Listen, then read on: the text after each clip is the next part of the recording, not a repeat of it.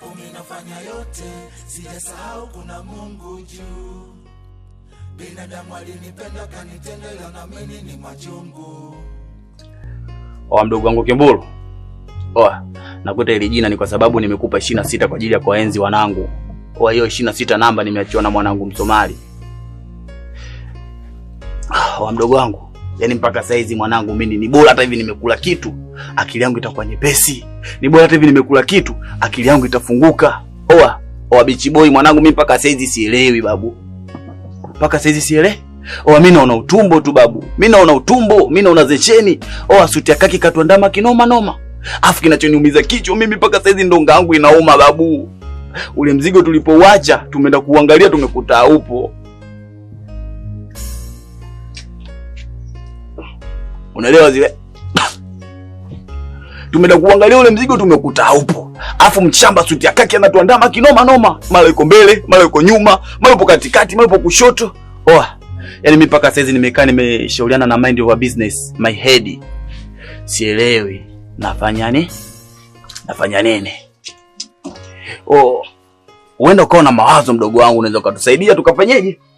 Tukatoa kwenye izama. Yani huyu ni mtumbua vibwengo babu. Sijui ni ndo mtumbua vibwengo, sijui ni mtumbua zikiri. Mdogo wangu labda Kimbulu mwanangu una mawazo babu. Hapo najua huyo suti ya kaki mwenyewe naona kama vile tu anatuchezea tu yani. Yeye kama ana uwezo wa kufutika na uwezo wa kutokea popote pale tulipo. Mimi nahisi hata ile begi amechukua mwenyewe. Haiwezekani, maana ile begi hawezi kuchukua mtu yoyote zaidi yake. Kwa maana ile begi ilikuwa inatoa moshi, nani akulichukua ile begi?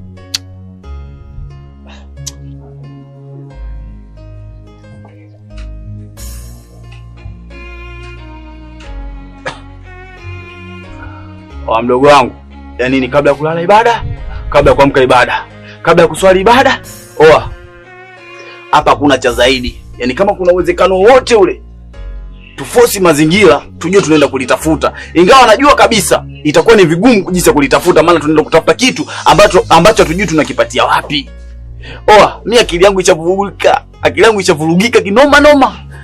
Yani hapa sielewi babu, yani at least hata mwisho wa siku unapokula kitu hichi.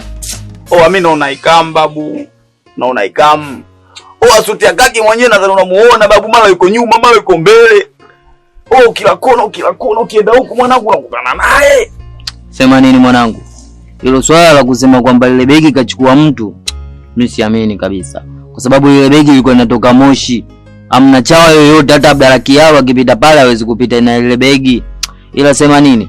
Ngoja nikubaliane na wewe. Tuingie road mtaa kwa mtaa mpaka kule kwa mwanangu Abdaraki uno kule Abdaraki yao kwa kina Kwizera kule kwa kina yule mwanangu nani yule anamuita nani yule Udumdabe ya tunapita